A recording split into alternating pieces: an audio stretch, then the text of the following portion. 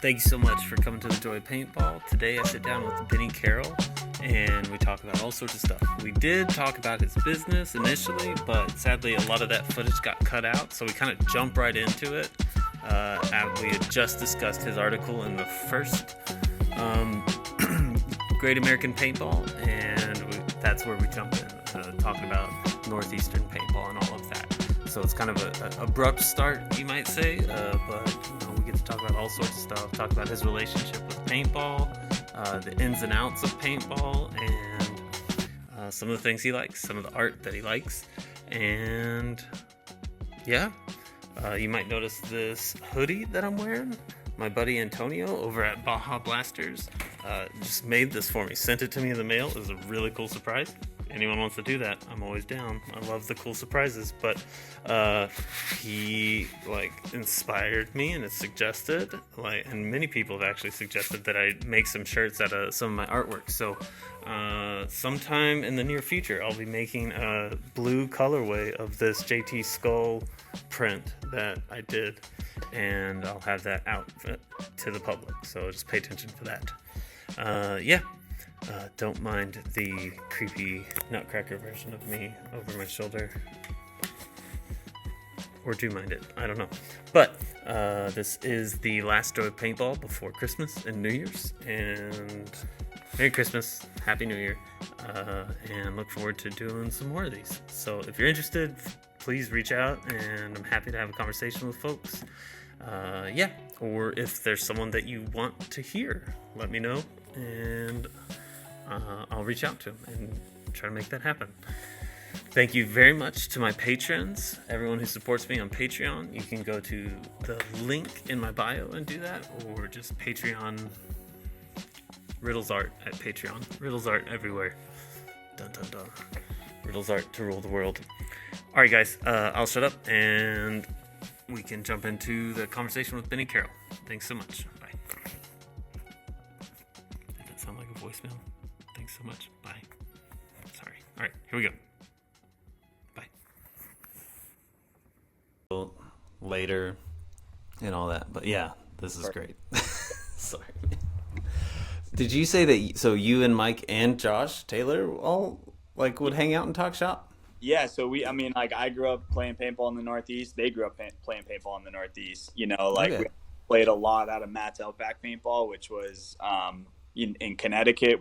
We played on the team at some point briefly together, the three of us. I played with Josh on the Outlaws, which later became NYX. So we have a long history between the three of us too. So it was cool to see, Mike obviously more as editor, but Josh's piece and my piece, and Mike being the connecting force between those things. And, all these articles was called The Art of Paintball. It was a really cool issue for me. They sent it to me. I was like, wow, this is fucking cool. This is cool. I honestly got to spend some more time in it. I've thumbed through it a few times. I got to dig a little deeper and read some of those pieces, but it's a work of art. I'm thankful for everything they're putting out there. Yeah, for sure. It is amazing. And I could talk about that all day, as much as I talk about paintball. Well, let's talk about you some more. So the Art of Paintball and January project, can you talk to me about how those sort of align and what those are for you? So January project's a throwback. Art of Paintball was just kind of so it actually came from, for a long time I kind of had the desire to package kind of high level paintball into some sort of course ethos, kind of a philosophical approach to paintball, and put that out there one day.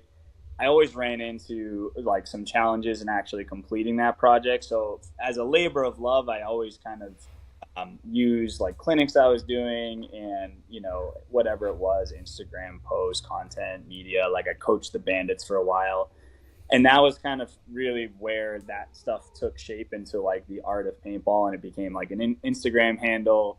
And it was actually, the genesis of it was from a book called The Art of Learning. And that book is Josh Weinstein. No, what's it? Whiteskin. I think it's. I feel like I should know it. Okay, so like Yeah. chess prodigy, right? Mhm. And kind of grew up, as a chess prodigy and learned the art of like learning through chess. So like chess was the Hmm. medium, Grandmasters, the way they taught it and everything. It's a beautiful book. I haven't read the whole thing, but the concept was where like he kind of broke down how chess was taught to him, how he learned chess, and then formulated kind of like core ideas for how to learn, and kind of Okay. lead out of I feel those. like I've heard of this before. Yeah, it's All right. beautiful. Dude is awesome. If you ever like want to listen to some really good podcasts, like he's awesome. He took those concepts, and in the book he outlines this too. And he took the concepts of how he kind of learned chess and became a grandmaster and all that himself, and then became like a Brazilian jiu-jitsu world champion. And he's now doing like all sorts of crazy stuff now too. Um, Man, I Surfing. think I talked to Colt Roberts a while back. I think he referenced the same book. Yeah, I really gotta cool book. go back and listen to it. But Really yeah, cool character as well. I mean, awesome kind of like thinker, and just in general, like incredible human.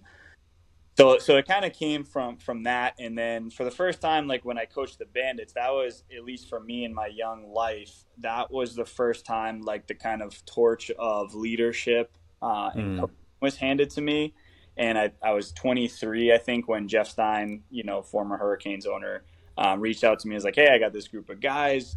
They're terrible. They're 0-8, on the second like local league, so like yeah, not even like a regional league at that point, but they're great guys. They have some financial backing. They want to have like a full time coach, and they want to, you know, um, develop an organization. They had enough guys for like two teams. So we kind of had like a red and blue type of thing going on. Um, nice. and so it was kind of cool because at that moment I was kind of like in between what I was kind of doing as a career and what I wanted to do at the time.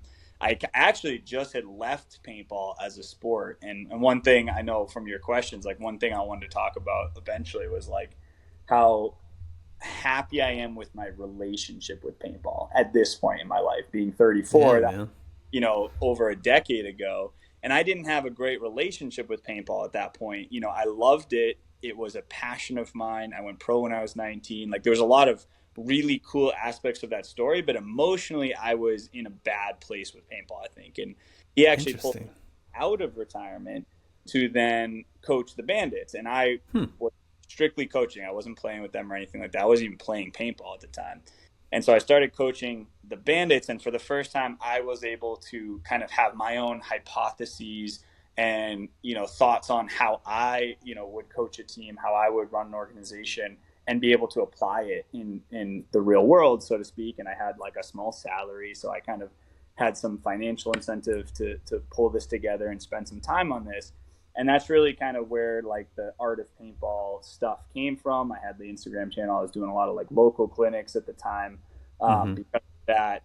And we went, they went from 0-8 to 8-0. They won that series. They jumped up. We started winning everything on a regional level. We brought them to Division 3, Division 2, and Nice. I think like of those 12 guys, and there was a couple guys who kind of came in on the end. I think there was like 10 professionals out of that organization. Um, Hell yeah, man. and, That's uh, cool. it was a really cool story. I mean, like I'm not gonna put Harrison Fry totally on that, but he played as the Bandit at one point. Kyle Niccolo. Like there's a lot Mm. of characters, Brett Messer, that came out of that Yeah. organization. Yeah, and it was just a really cool experience to be like, hey, maybe what I have kind of works. But it was the Mm-hmm. first I got to be like the leader of a team or of an organization for that matter, because I wasn't really running thing. I was entrepreneurial, but I hadn't put together a business yet, really.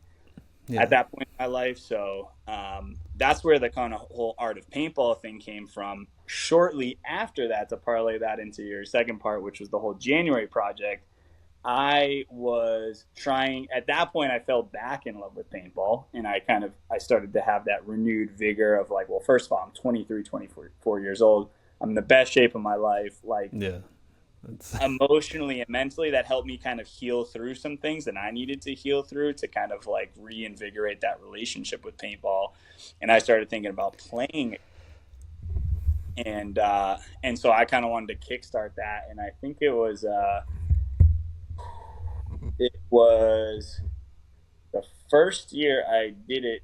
I got onto the Outlaws, I believe it was like 2015, okay. and I wanted to just like kickstart my year off well. And I remember I was very specific in my brain. I was like, I wanted to give myself the gift of preparation, which was something I was preaching to the Bandits for for a couple of years at that point. And so going into that 2015 season, I basically was like, I'm going to play every day in the month of January. And my birthday is on the 27th. So by the time the 27th hits, I'll feel extremely prepared, because I think one of the things that I lacked in many years prior was like a true dedication to like just being prepared for when the tournaments came around. Yeah. Yeah. You get that huge break and Yeah, man. and I wanted to just kind of like level up, physically, mentally, emotionally, and in that like knowing of preparation going into events. And so I played every day of I think it was January 2015, and I kind of like documented it. And I would like reach out to some locals like Harrison Fry, Matt Derula, Laval, like guys like that, and try to scoop them in. Like played with Keith a bunch, and just like try to get them in on drill days whenever I could. And I obviously shot a lot of targets because there's no one playing on a Tuesday night in January often. Yeah.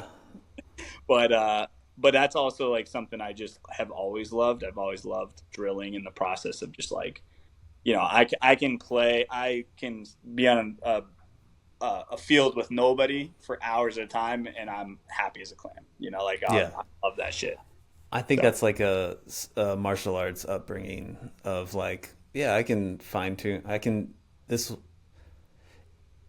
this will seem perfect to other people's eyes, but I know what perfect is, and it's just not. I haven't achieved it yet, so I'll just keep doing this over and over and over again until I get there. Like that sort of. first, I don't know. Did you have a martial arts background? It yeah, sounds so like it. that was kind of the double meaning of it too, was like the Hmm. martial art of paintball, right? So I was like, Yeah, for sure. one side was like I think I made a post once, and it's like, philosopher, scientist, and artist or something like that.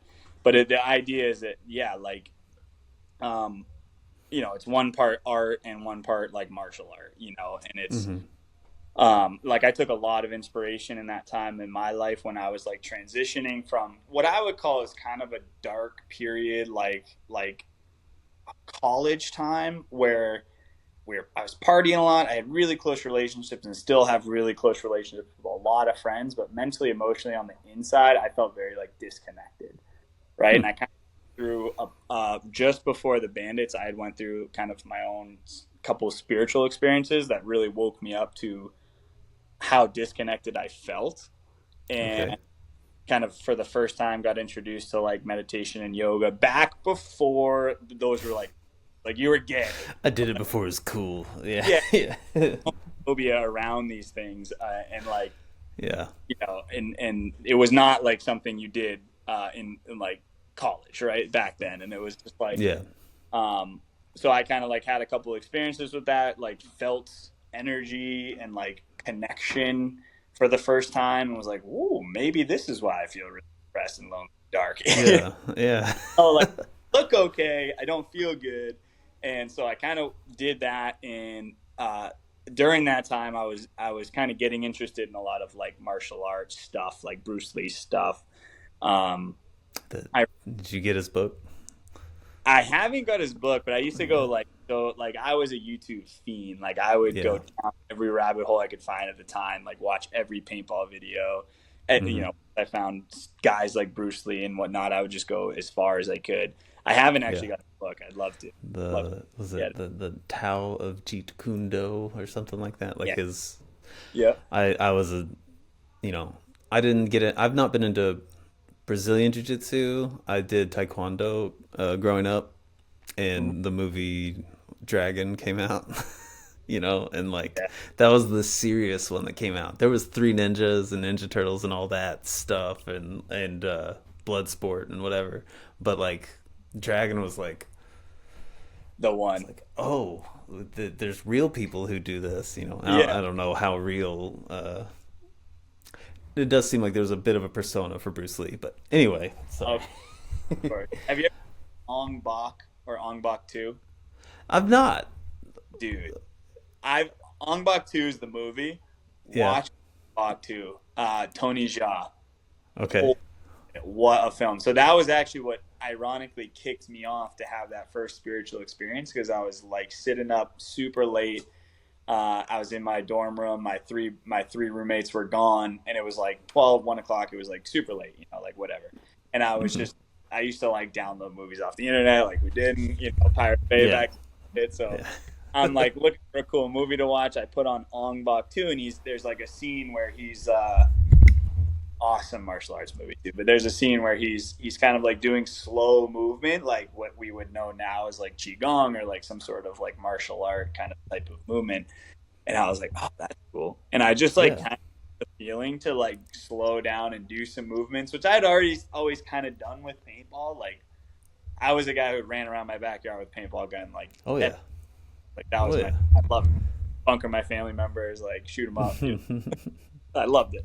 Nice. And honestly, I would say all day long, anyone who's listening, like, do not be afraid to go in your backyard and play some backyard paintball like you Oh would yeah.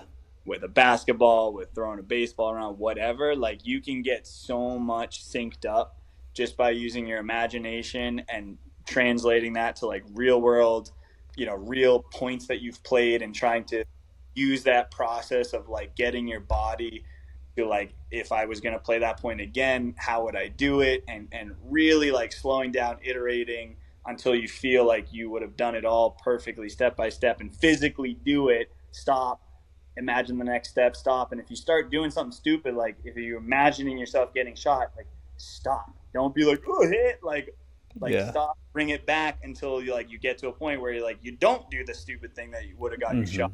Like so many people almost glorify, and I'll tie this back to Ong Bak, but so many people like glorify, and used to be a thing where people almost like glorify getting shot for some reason in their brain. Yeah. You got to Yeah. pull training and make sure you're trying to train to perfection as well as you possibly can understand the game at that point, mentally, physically, emotionally. Try to get everything lined up and know that like every inch and every like process matters. Hmm. Talk, like say things out loud as you're training, like even if you're Ooh. not doing that, like talk, communicate, try to put the count together in your brain, create scenarios in your brain, and try to solve the riddle right as you're doing it. And if you do that in your backyard, you get thousands of repetitions without ever spending a dime. So there's really no excuse. Yeah. And I can tell you, that's probably how I went pro the first time, because I Dude. didn't get a ton of exposure to like high level paintball until I was in the thick of it. Yeah. My first pro practice was like so. But to tie that back, Ong Bak is cool. He's got this really cool scene where he's doing that slow movement, and I started doing it and that night, and I like typed in yoga, and I was like, "What is this like fucking yoga Hmm. or something?" And it was just like really slow yoga with like postures that were like super chill. And I did like a couple different postures, and I remember like energy just like rushing and flooding to me, and it felt like my heart was opening, and that was just like crazy experience at like 1 o'clock in the morning in a dorm room, Yeah. like Dudley, Massachusetts. That's And awesome. yeah, and that kind of became my trajectory. I kind of made paintball my martial art and helped me kind of move forward in my life at that time. I love that. That's like so encouraging. The There's something about like when you're alone, especially that age, like 20, like mid 20s. I think everyone kind of has, I don't know, that's I'm speaking in absolutes now. I think a lot of people have uh, experiences like that, and it's for some reason it's late. You're by yourself, and just Totally. things hit right, and this transient moment sort of like pops in, and you're like, oh, like you're acknowledging something beyond you, and I think that's super cool. Yeah, for, Um, was always nice. And until I became like more of an adult male who had like responsibilities, and I started transitioning to waking up early. And now I feel for me, often it's like early morning, or like oh yeah, it's that calm. Like you got to have that really quiet time, and then you can, dude. I yeah. yeah. I'm having to like find that time now because Hmm. I used to have like a first when I'm a teacher full time, and so I used to have first period off, and that was my like I didn't meditate, but it was quiet, and so I could figure out what I needed to figure out. And Yeah. now I don't have first period off, and it is not quiet. And it You is, almost like there's no other choice. You have to just like push it back an hour. Like you have to get yeah, to school earlier. I don't know, like what your personal life's like, but I you yeah, really feel like everybody, if they really want to start progressing in their life, they have to find, and like sometimes you have to literally fight with every inch to coordinate and put aside that time to like be with yourself and process, like really envision your life and your days and like what's next, what's important, ask those critical questions, like, and sit with it. Like you need time to sit with it, and absolutely, maybe yeah, you're write it down, maybe sit there and think about it, but like you gotta marinate in it, or you're just not gonna get like yeah, stuff that you really want to come to fruition. yeah. I like that. I think I don't know. I think parents and adults might struggle with that just because it seems a little selfish. To- But I think ultimately, like I would hope that adults can measure like, okay, this is beneficial and this is selfish, and there's a line, and I think I think it is a really good thing. that Speaking as an unprofessional, whatever guru. that we all know, like like you don't have to be a guru to kind of get the basics, right? And like Yeah. the basics are often easy to do, easy not to do, but we all kind of know that that time would be valuable, so it's more or less, we need to be, for us, like we need to be men helping other people, you know carve out that time and feel okay Mm-hmm. about being a little selfish, and maybe like encourage them to wake up a little earlier, like let if they got a spouse or they got kids, like maybe you got to get up before them, like maybe you got Mm-hmm. to do that suck, but like go to bed a little earlier if you can, maybe don't stay up till 11, like try to go to bed at 9:30, 10, get up at 5, have your coffee, and be there before your chaos happens, and then you get Mm-hmm. it. All of a sudden you do that one time 365 days a year, and now your life changes in a year, and you do that over a decade, now your life's very different, right? Like Yeah. encourage people to try to find time. Yeah. All right, I get it. I'll wake up earlier. That's There you go, Clayton. I'm checking in on you now. yeah. All right. So I loved how you said that. Like you mentioned your relationship with paintball and how it was not. I'm going to say not healthy or not what you wanted it to be Yeah. initially. And you said when you went pro like at 19, Hmm. and then you took a break. You came back and Coach Bombayed it and helped the Bandits get where they are, and then you came back to was it, I mean you did semi pro with the Hurricanes, right? I played more semi-pro than I care to talk about. Okay. All right. And No, I can talk about it, but it's like no, it's fine. But many. I talk to me about coming into the pro league at whichever point, and like Mhm. when did you like feel seen as a pro player? I don't know if this is Yeah, asking what I'm thinking. Like, I can tell a story about that. okay, So yeah. like one of the first really kind of cool experiences I had was, we grew up kind of under the hurricane lineage in New England, right? So not a lot of Mm-hmm. direct contact at first, but as we started to kind of evolve and play good paintball, we formed a team, New England Express, NEX at the time, and we became kind of the Hurricanes B team. Mm-hmm. And going into the 2009 season, um, we became their B team. We were doing well. We were semi pro. They were Division One at the time. They were in pro, and we were all kind of doing well. Ironically, at like the same events. And then towards the last event of the year, World Cup, one of their players, Buckley, got hurt, and it was between Keith Devitt, Matt Derula, and myself to get that spot. And I was honored enough, where they gave it to me for that event, and that was cool. I was like, all right, fuck yeah, let's go. That's And I awesome. Yeah. remember, so my first like real pro practice was they brought me up, and we played against the All Americans when they had like FK and all those guys like Yeah. Montrez, Fetty, all those guys. Shit. Yeah. And it was a stacked team. They were nasty, and the Hurricanes were really good the year before in 2008. They were a top 3 team in the world, but when it went all to X ball, because I was in 7-man, when it went all to X ball, they were trying to find their mojo, kind of, their style, and translate it to X ball at the time. So World Cup 2009, they kind of had a little bit of a shaky season, but I came in to play with them in that first practice. It was at Fox 4 Paintball. And I remember going out and stunting a couple points, right? And I was this little like know it all 19-year-old kid. Like I was Mm-hmm. but I was pretty talented. Like I had like a lot of raw talent. And I had Nice. to like, and I can get to my journey, but my journey's been tough since this moment. But to get kind of all the way to here we are, going into the 2025 season, and the reinvigoration of my relationship with paintball. But Mm-hmm. when I went to that practice, I had a few points I stunted. I had a 2-on-1 where I like ran down Montresor, like shoot him, turn, and win a 1-on-1 instantly with Fetty. Oh Just man.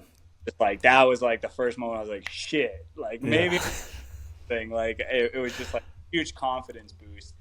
But I Yeah. also didn't really think of anything of it in the moment. I remember shooting him and turning around like it was any other point, and I kind of just like walked away, and it was just like, yep, like that's just what we do, like that's fine. Yeah. And I kind of like walked back, and I remember I was sitting right next to Thomas Mantoni. He was like right next to me in the pit, and he was talking to FK at the time, and he's like, and FK is like, yo, who's that kid? And he like didn't realize I was sitting right next to Thomas, and I was just kind Mm-hmm. of like my like shoulder back, and he's like, oh, he's fucking really good, blah blah blah blah blah. And I just remember like hearing that, and I think like 2 seconds later, like Thomas was like, he's right here or whatever, and like whatever, introduced me.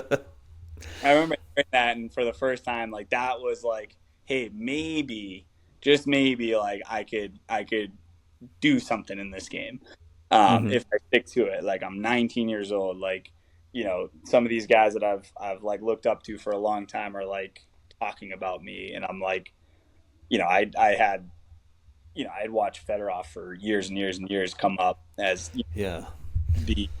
the Maha player, like the absolute best of the best.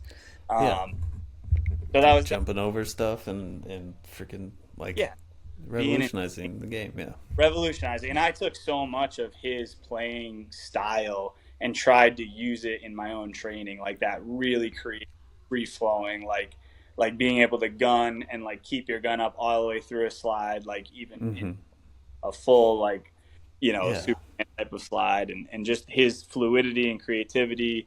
I remember I took a lot from like Ollie. I took a lot of inspiration from Fetty. I took a lot of inspiration from J Rab, like being extremely technical in the way he snapped and kind of commanded and used and manipulated a field. I thought was just always legendary. Um, just his kind of vision and like his ability to put a field together and manage it, with like Yeah. these little micro movements and stuff that he was. I took a lot of inspiration from those guys. So obviously, like the first time I played against them and then was able to like get a couple kills and stuff like that, it was cool. Dude. Yeah, that's a freaking hell of an entrance, dude. You take Yeah. out Tim and Fetty. But Like, since then, this is probably the first time, this past 2023, 2024, 20, and this going into this season is honestly, to answer your question, probably the first time I've really felt good about paintball again. Why is because that? so 2019, like you got to realize, and this goes way back in the Northeast, there was one team. It was the New England Hurricanes. Mm-hmm. After that event, which we had like a really stacked squad. Billy was on the team there. We should have done extremely well at that event. I was blessed that they played me a fuck ton. We were going out there and we were winning a ton of points, but we lost a stupid ass match against Damage where we're up 6-1 and lost 7-6. Fucking Oh man. devastated. And then we lost in overtime to um, Infamous when they had like Travis and Todd Martinez was playing at the time and stuff. And like we basically lost a bullshit point, and it was like a swing point, and they got the point and they won in overtime. And so we lost Gotcha. like 6-5 against them. We get knocked out of the tournament. We should have 100% been 4-0 in that event. Immediately after that, because there was turmoil throughout that whole season, Jeff Stein shuts the Hurricanes down, goes from Oh man. reorgs it to D1, which is Okay. where Jeff Reese for the first time came in. They were part of like this other organization called the Ducks. Bring them in. We kind of were like 50-50 talking about kind of bringing some of the 187 guys. They decided to continue to go do 187 things. That was fine. But like that team got reorganized into Division One immediately after my first pro event. Oh man. It took because of that, and because the like NEX and the Hurricanes and the 187 were like big rivals. I didn't play. I never got a chance to play pro with 187. We Oh had like man. on and off like relationship, and I had to heal that a lot, and like now really good close relationship with all those guys, and no bad blood there, and Dave and all those guys is awesome. But like when we were young and immature and stuff, like it just didn't happen, right? And so Yeah. I basically played D1 with the Hurricanes for a long time. That kind of folded after a couple years. I played like a couple different iterations. Like that's when I quit. I think I played with like Lyft for an event or something like that. Nice. 2012, I got reintroduced back to pro, but through Seven Man Avalanche. Frank Connell picked me up for a season with Keith and Matt Derula, Billy, Bernard. Yeah. Okay. Played I one didn't. season. Hmm? I didn't realize Avalanche had made a comeback. There's a gap in my paintball life. There was. So when did you come out? So I played in college for Yeah. for our college team, and that was 05, and then Okay. I got out of paintball in 2010, Yeah. and then I got back in I think 2017. Okay. And So so everything in between there, I'm kind of catching up on. And I was going through your Instagram, and I saw Avalanche. Was it a Bob Long gun? it was a Vanguard gun, which was Oh, a okay. So, terrible gun, but but it was I saw that, and I was like, Avalanche? What? one They were year. gone well before this, and so, So that was the thing, right? All of a sudden I'm like, okay, I'm back, but it was like, the big thing, honestly, the big platform at that point was X Ball. This was Seven Man. There was still amazing talent in Seven Man, where there was still like excessive, big Arsenal team with like hmm Gold, J Rab, and all those guys, and you know, you had still all the big guns, X Factor, um, uh, all of them, Dynasty, they were all there, but it was just like a weird year. Like we just like I had some of my close friends on that team, Steven Schloss, like we were all on that team, but like it just didn't. We practiced like 2 or 3 times the whole year. Like Frank wasn't. I don't think Frank was in a great place himself. Like Frank Connell at that point, he had some stuff going on. We had hmm Brandon on the team who was a G back then, but like we just didn't. We were like expected to go out there and perform against the top of the top of the top level teams, and we weren't practicing and shit. So we were basically like throw together squad. We yeah, were like coach, and so we were just walking out there like playing paintball, and it was fun. But that was 2022. So immediately after that, that's when I took a break because I just gotcha. did not fun. Like it was just not fun. And I don't think we were going to play the next year anyway with that squad. So I took the year off, came back through the Bandits, and then again played D1 up until 2019. So Mm. like I was at the point personally where like, and this is like the beauty of life, I think, was for whatever reason, I had to go through all of that Yeah. turmoil and emotional stuff and pain of like not getting the call to go play in a team. Like I tried out for Ironman in 2016, did not make it. You know, Dang.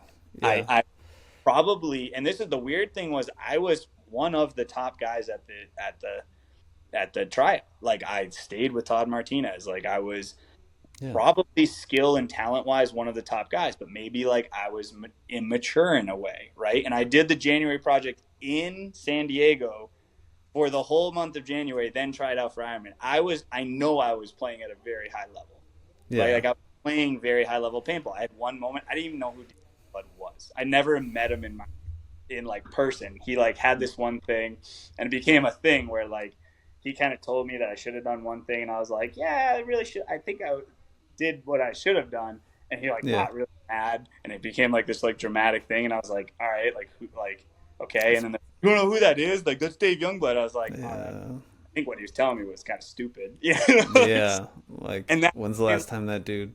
Anyway. yeah, Yeah.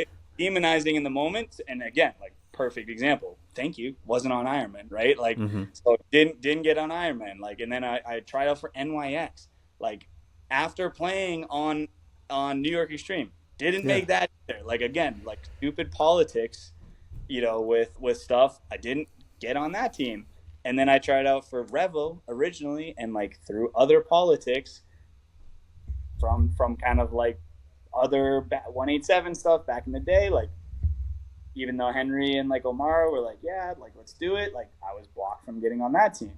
And so I had this like really, and there's no drama there. Like I don't want to like, I don't want to like call anybody out or anything like that. But Yeah. I had like a hard path back to pro. And I remember like many, many, many times, like really doubting myself, like who I was as a character. Like I have I have good friendships. I was building a beautiful like relationship with my wife, and like I'm starting to put together business things, like a lot of really good stuff going on in my life. I just like couldn't get back to pro in paintball, and it was like really challenging for me emotionally. Like I had to really like figure out who I was, and I don't know if everyone like goes through that in like micro doses. I felt like I fucking heroically dosed that shit. Yeah. It Like sounds more intense than anything I've heard as far as dude, from pro. yeah, like it was bad. Like, because it's weird when you like, you're better than most of the guys that are like getting onto teams playing, and like people know this. Like, I was Mm-hmm. there, talent and skill wise, but for some reason, like something didn't click where I wasn't given a spot. I wasn't, didn't present myself well enough. I didn't sell myself well enough. Whatever it was, but and I know, like I think I've figured out the reasons for most of those, and I've accepted them as my own deficiencies. Like they were opportunities for me to come to realizations with aspects of myself that I needed to get in order and figure out so that I could open up that door again. That is extremely mature. And I think, I like just want to commend you. Like, I don't know many people that would stick with it. Well, Like yeah, like people that make pro, I would imagine like, hey, cool, I made it. And then the falling out, like, I could see a lot of people just being like, well, I made it, so now I'm gonna go do whatever. But you stuck with it, so props on that. But the coming to those conclusions or those realizations that's a really interesting thing. What changed in your life that you were able to like acknowledge those? well, when you go through that stuff enough, you have to start to question whether it's them or you. Yeah, And what's the common denominator? I say that all the yeah, time. yeah, Okay. exactly.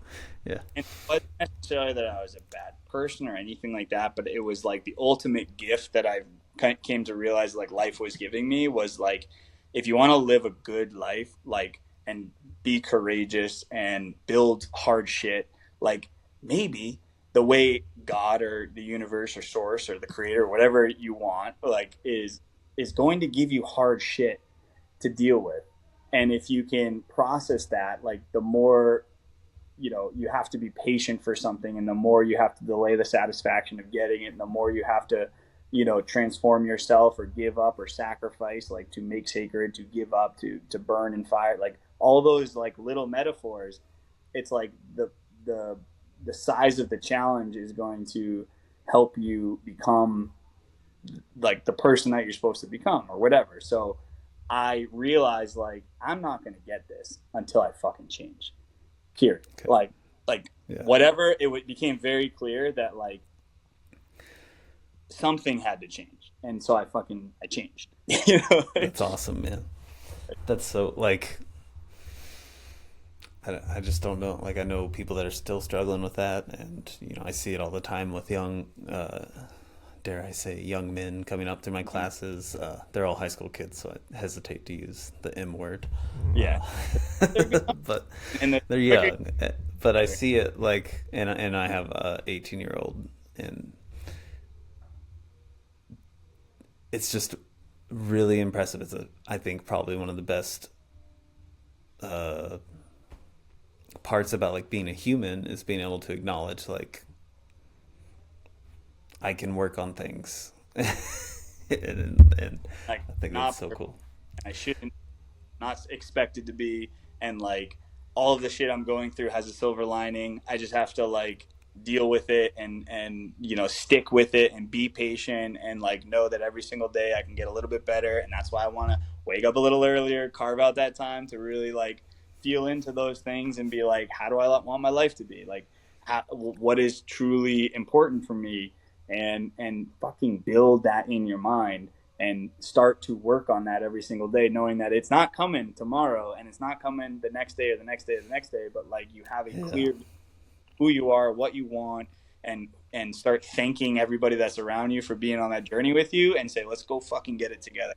And like that's a momentum that builds up over time, but you got to start pushing that boulder. Yeah. Dude, I love it. That's great. I could talk all night about this stuff. I love it. Yeah. It's the same. Okay, well then let's see. What's missing from paintball? Ooh, I love that question. Great. Like not necessarily like can be tournament paintball, but like just in general, what's missing?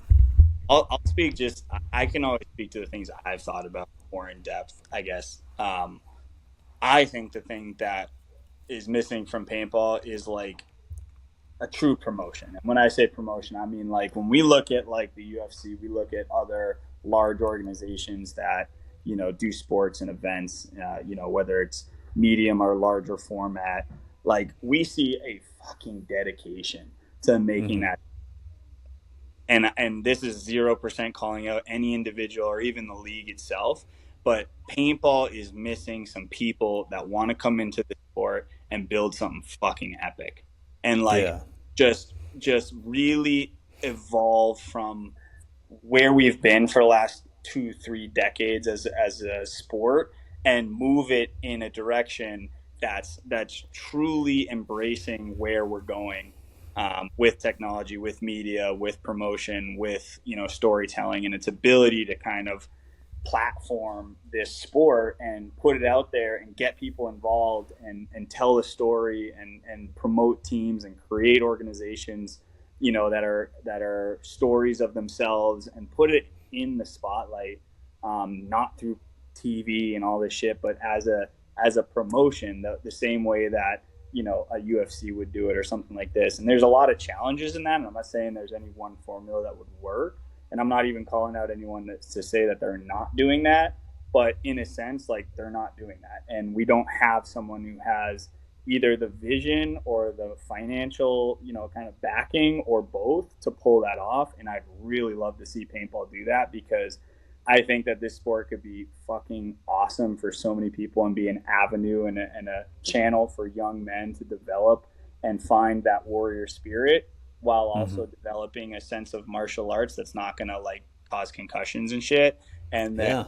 you know, also, be that brotherhood that maybe they need, in these. Absolutely. It could be an amazing sport, but we do need that high level development, on the professional kind of platform media promotion side, We need the stories. We need the drama. We need the kind of brand and bigger recognition to what this thing called paintball is, so that it becomes, where everyone at least understands it. Everyone knows what UFC is at this point. Everyone's seen it, right? Everyone obviously Mm-hmm. knows major sports that we play, but like people need to see it, to feel it, to like have some interaction with it, and we need to grab it and fucking evolve as a sport. Yeah. All right. Well, there you go. just, just do it, guys. Yeah, no, Uh, I'm do it like so does that mean like Team Sunshine's gonna let's, just if there's a big liquidity moment and we exit for a couple 100 million or something, I'm fucking finding some people and I'm building the paintball that I wish that we had. I'm yeah. 34, so I only have so many years left in the league, and I would love Oh, to be the one in the league doing my team and everything like that. But if it comes after, and we moment and I can raise a bunch of money and grab a bunch of guys and create resources and build what I would like to see, paintball into, great, bring it on, let's go. Like I yeah. would do that. But it's That'd definitely be a big dope. end. Like someone needs to come in with vision and passion and just fucking blow it up. But it, I didn't catch that last part. I Sorry. said it was It. going to be a bit. It's going to be a big lift. Like Oh yeah. really Yeah. in there with big financial means and vision and commitment, because that's going to be something that you're going to have to really dedicate a lot of time and resources and pull Yeah. a lot of and raise a lot of money and invest in it. But it can be absolutely done. Yeah. We need a Dana Awesome. White. We do. Yeah. I don't know. That's weird. I wonder. I don't know him a whole bunch. Did he just sort of? Did he always know about like jujitsu, or do you think he just sort of happened into it?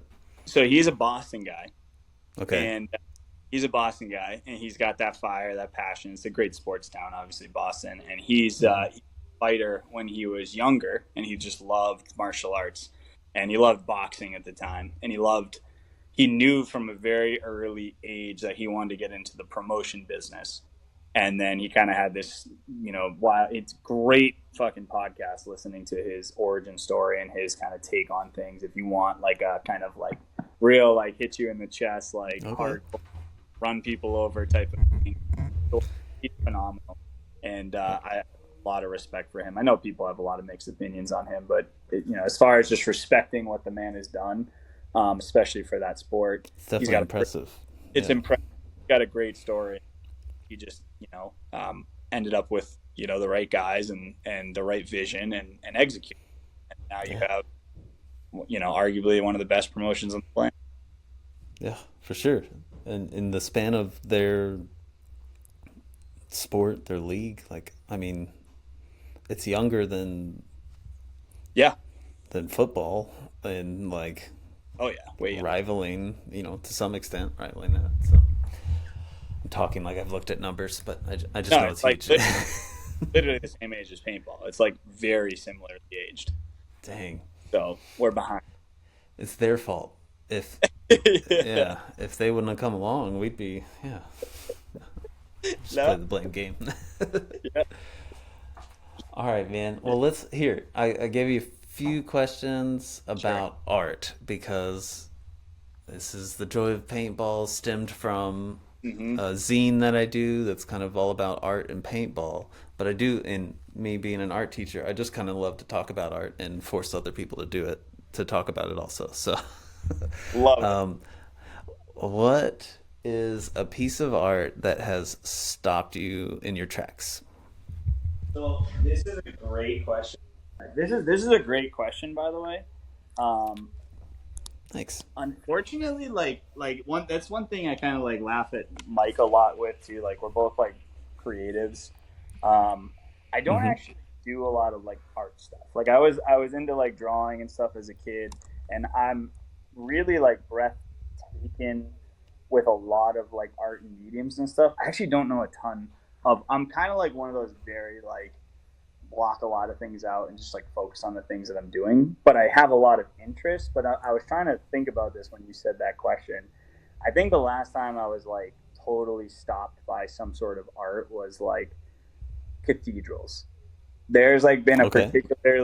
particular number of cathedrals I've walked in and just been like, fuck, like like Yeah. like I love a lot like Chihuly, like the Chihuly exhibit, like in Seattle was really cool. Like there's been some really cool artists that like I've kind of been like, damn, that this is beautiful, this is awesome, like modern stuff, old stuff. I'm a big fan of like the Renaissance period and all that stuff. But like there's been a particular number of cathedrals where it's either in Europe or there's some in South America that I've walked into and just been like, oh, like they get me for some reason. Like I'm a big Nice. fan of like buildings and spaces and Hmm. designing spaces to be able to kind of design you back. Yeah. In another parallel universe, I'd love to be like an architect or something like that. Yeah. Um, but I love cathedrals just because the way they're structured, you really like the veil between like this reality and kind of like a more spiritual dimension. Like super special places because they're spaces that are designed to kind of like make that veil very thin, and you get that from like the way it's designed and like the structure, the geometry of the actual building itself is very much designed on like sacred geometry and like these different kind of aspects of how you structure space. But then there's also the acoustics that are like kind of built into also like because we're all sound, vibration, light, frequency, and it's just like this place where you have this like awe-inspiring visuals where you have like in some places like Sagrada Familia in Barcelona, like hundreds of years of development where like so many Oh gosh. thousands of craftsmen have like chiseled into this thing, and like Yeah. someone's That's not even done yet, is it? no, I don't think so. I think it's like still Yeah. almost complete. I actually don't know how old it is, but it's for however old it is, it's been being worked on for a very long time. But Yeah. yeah, the like so the more I like teach something, the more I like kind of think about it. And cathedrals, especially like European, it's to some extent it's like a flex from the monarch of wherever. They're like, how awesome Hmm. can I make this thing? And hopefully the architect is like trying to like honor whatever power, like God or deity they're looking Yeah. at. Yeah. And you said lightness earlier, or like how light the veil is, and it just made me think of like how massive these cathedrals are, but how you know Mm. empty they are also. Like the as far as Spatially. a lot of architectural like advancements came from cathedrals, like like Yeah. super Yeah. cool stuff. Well, and it's really cool like backstory with cathedrals and stuff too, because you had like the craftsmen of those eras, especially like through the Renaissance. You have like the masons and like the kind of backstory on like the masons and like how things were built. And a lot of times these architects and the craftsmen that were working on it were also like working on different levels of dimensions that like maybe the king and queen and like whoever was funding the project weren't necessarily like privy to. Like Mm. a lot of those craftsmen and the architects like came out of like the mystery schools and like knew a lot about sacred geometry and form and like were like the kind of Da Vinci's and kind of like the philosopher style Oh, okay. artists.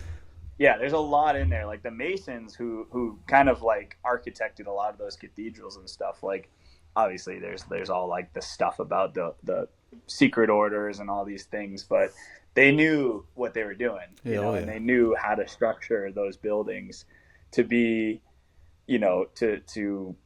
to thin the veil, right? And to create these ecosystems where people could explore the spiritual dimensions. And that's true in a lot of different temple building as well, like across the world. Like, I haven't been to a lot of these temples, but I've always been really fascinated in the structures of kind of the ages, whether it's the pyramids or different sacred sites across the planet, like Angkor Wat, and the structures in Central and Southeast America, the temples and the pyramids and stuff, and like they're fascinating because they were operating on dimensions of understanding that, like, for all intents and purposes, like, were almost impossible to understand back then. The mathematics, the astronomy, how precise all of these structures were, and then you had like thousands of them built in different time periods all across the planet, which also happened to be built on like energetic lines of the planet that all had perfect astronomical alignment. It's like fucking bizarrely fascinating, and obviously points to a deeper understanding that these cultures had than maybe what we give them credit for. Yeah. But I love that stuff, and cathedrals are obviously no variation from that. Yeah, absolutely. Last question: who's an artist we need to know, or that I need to know about? That's a good question. I'm like a big, like, I thought about that for a little bit too. I put some notes together, but I was like, who is an I see, I'm more of like an art of life guy. Mm-hmm. Like, my passion, and I'm the type of guy who's played every sport under the sun. I don't follow any sports. Like, I love art and I've done a lot of art. I don't follow any art. Like, I'm like, the weird guy who's like, I drive, I don't even listen to fucking music. Like, I'm like a weirdo in that. Yeah, like, I listen to like podcasts and like that's it. Like, okay. So like, I appreciate it all. I mean, like, my wife's dad is in the Boston Symphony Orchestra. Like, I love classical, right? Like, I would say classical, like Mozart, Beethoven, like all that's like fucking the G's. Those are like the musical G's. Like, I love those guys. I used to listen to a lot of that stuff when I was younger, when I would work. Like, that was my music. I'd put on Mozart for hours and just work. Nice. But when I think about that question, I really think one of the arts that I appreciate the most is like the art of like transformation, right? And it was kind of like, you asked me those questions, and I was also listening to like some podcasts on the founder of NLP. Are you familiar with like neuro linguistic programming? No. It was like the work that it kind of birthed into like Tony Robbins, who's like, you familiar with Tony Robbins? A little bit, yeah. Like, yeah, so like motivational. The actual funk.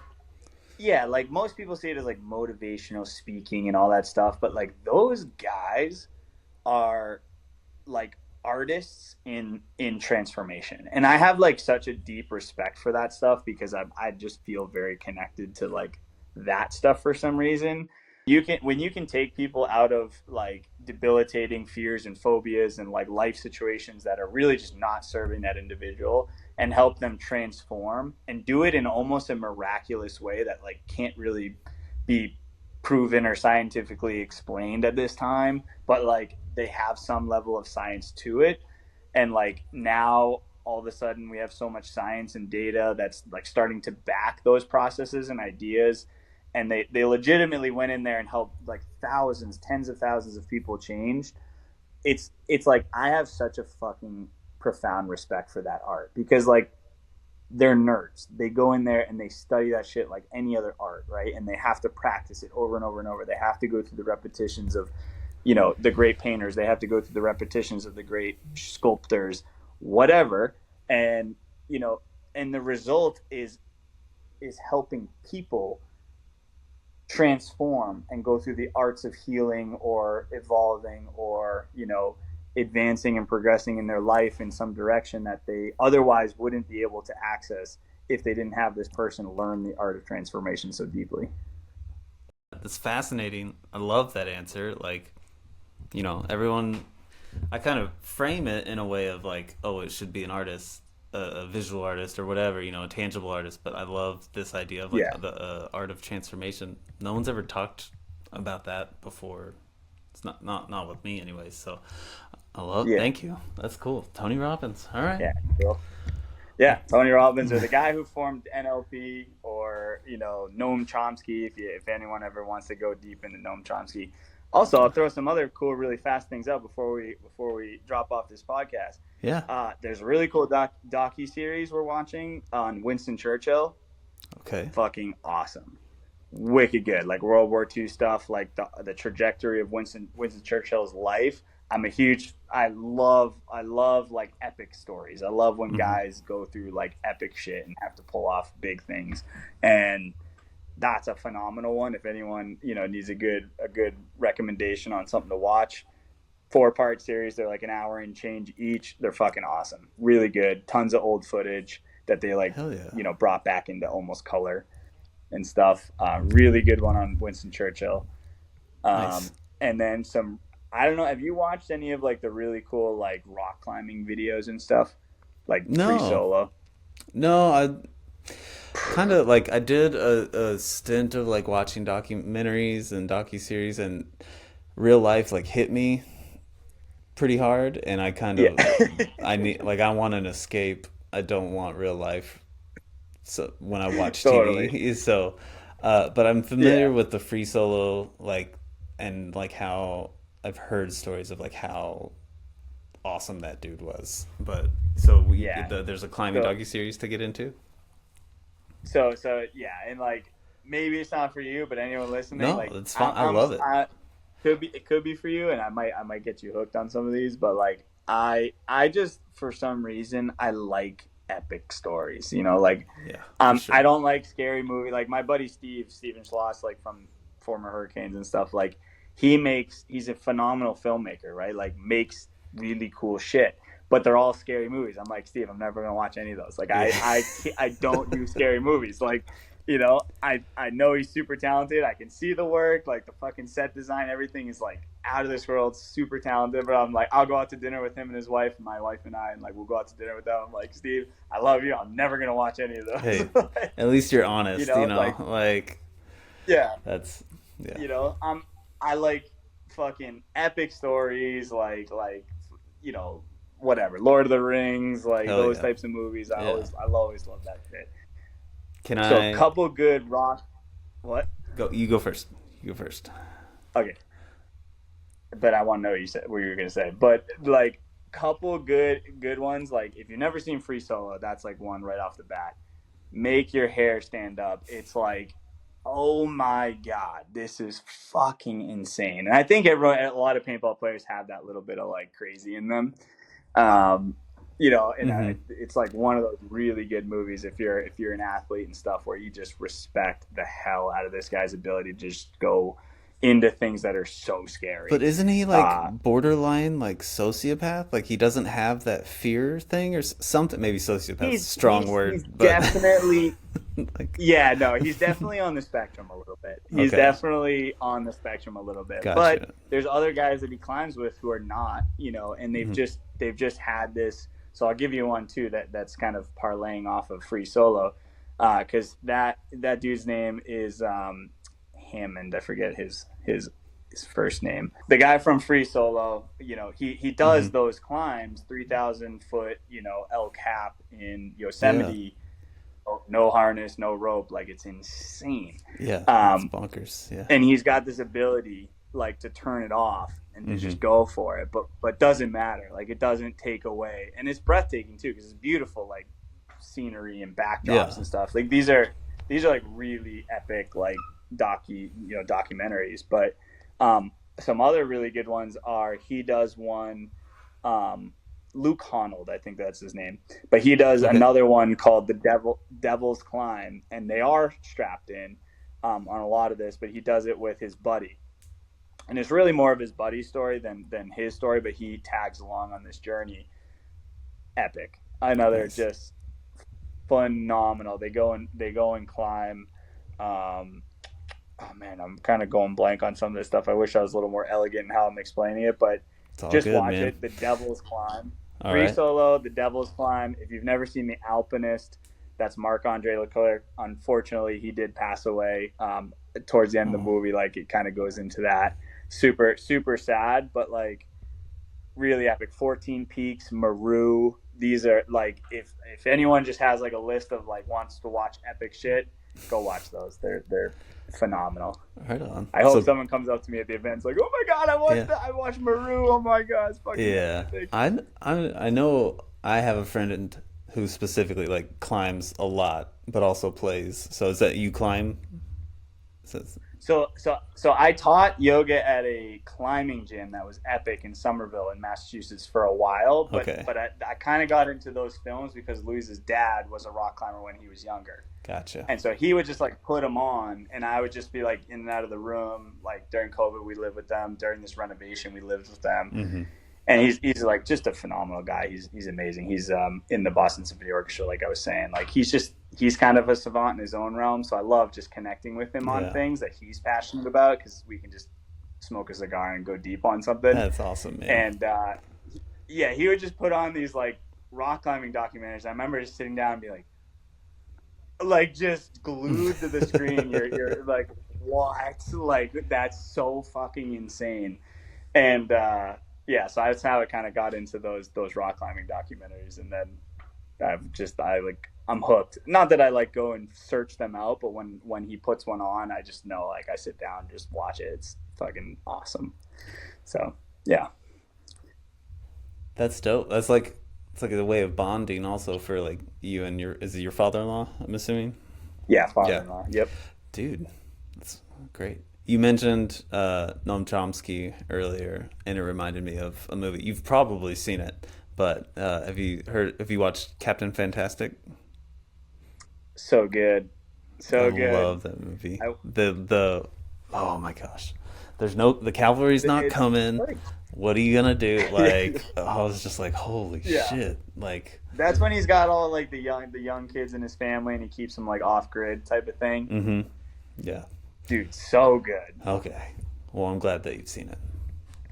Yeah. I gotta find some. That was a sneaky one. That was one of those ones that's like, oh, maybe I should watch it. I think I watched it with my wife. That was like early in our relationship too. I think that was a good 7-8 years ago maybe when it came out. Yeah. But I remember watching it, like, this is fucking awesome. Yeah. I love those type of movies. Yeah. Everyone started like researching like buses and how to convert them after that. They're like going off the grid. Yeah.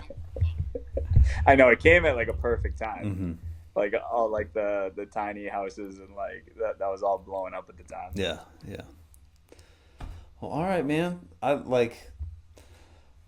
This is awesome. Like, thank you so much for like making the time for this. Thank your wife for sacrificing the time away from you. She'll appreciate that. Yeah. Just because you said that, she'll let me come on another one. Yes. Listen, next time too, I did a lot of talking. I want to ask you more questions, and I want to get more into like some stuff that you're interested in, dialogue too, because I don't know a lot of your story or kind of like what you got going on. So yeah, man. Let's dive into some other stuff. Yeah, absolutely. Just let me know. I'm down almost whenever. I got a lot of kids, so I've got 4 kids, so I'll start with you have 4 kids? Yeah. How old? 18, 12, 10, and about to be 9 in 2 days. Oh my God. Yeah. God bless you. Like every God, like universe, like bless you. I'm 1 of 4, so I know what my parents had to go through. Dude, you gotta. And I need to ask you some questions then. Where do you land in the 4? Second? Okay. Older brother, me, younger sister, younger brother. Okay. Yeah. Dude, honestly though, like you having 4 kids, and now we gotta have more conversations. For sure. I've like literally, that's so epic. You know, in my book, like I have no kids, and we've been talking about having kids and stuff, and like I have a dog, I have 2 cats, like I was saying before. But you know, how old are you? 38. Dude, I'm 34, about to be 35 in January. Like you have 4 kids, and you're a couple of years older than me. Like that's insane, dude. I want to ask you about, you know, kind of like how that's been, and like I got to get ready for that soon, you know. I will gladly answer any of those questions. Is that what kind of made you drop off and have to take a few years back from paintball? Yeah.